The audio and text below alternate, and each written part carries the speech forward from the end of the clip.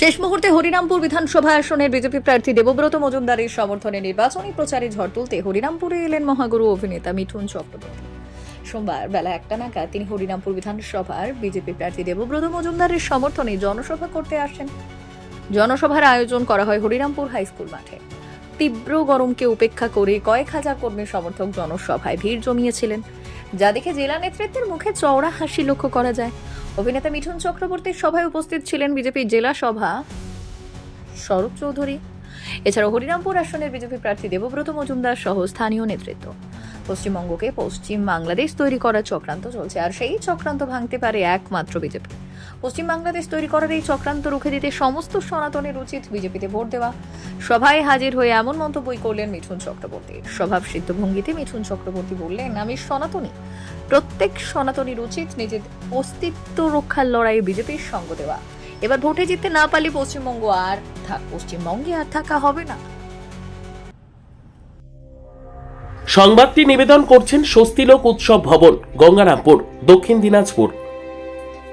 আপনারা জানেন যে যত কোনো বিজেপি শাসিত রাজ্য আছে সেখানে প্রত্যেক মহিলাকে 3,000 টাকা দেওয়া হয়।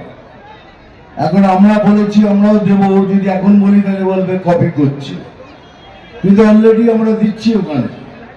তাই বলি এবার আমরা জিতে এলে সমস্ত মহিলা বোনকে 3,000 টাকা করে দেওয়া হবে, এবং সেই মহিলা বোনরা যদি সরকারি বাসে যাবেন আপনাদের কোনো টিকিট লাগবে না।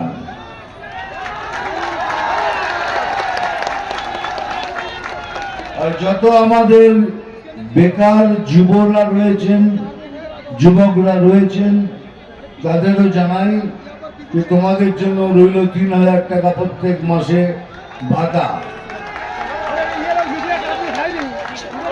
কিন্তু ভাতা দিয়ে আমরা বসে থাকবো না, তার সাথে সাথে আমরা দেব এমন কিছু করার যাতে তুমি নিজে নিজে কোনো বিজনেস করে কোনো কিছু করে নিজের পায়ে দাঁড়িয়ে যাও। তো 3,000 টাকা ভাতা তো পাবে, প্লাস নিজের জন্য দাঁড়ানোর জন্য যে সাহায্য দরকার সেটা পর্যন্ত বিজেপি সরকার দেবে তোমাদের। সেটা হলো তোমাদের ভোট। কেননা এইবারের ভোটে যদি আমরা না আসি তাহলে আমরা আর মনে হয় এই পশ্চিম বাংলায় থাকতে পারবো না। এটা যেন মনে থাকে। কেন বলছি বারবার, কেন বিরাট বড় ষড়যন্ত্র চলছে পশ্চিম বাংলাকে পশ্চিম বাংলাদেশ করে দেওয়ার। বিরাট ষড়যন্ত্র পশ্চিম বাংলাকে পশ্চিম বাংলাদেশ করে দেওয়ার যে ষড়যন্ত্র চলছে, কিন্তু সে স্বপ্ন পূরণ হবে না।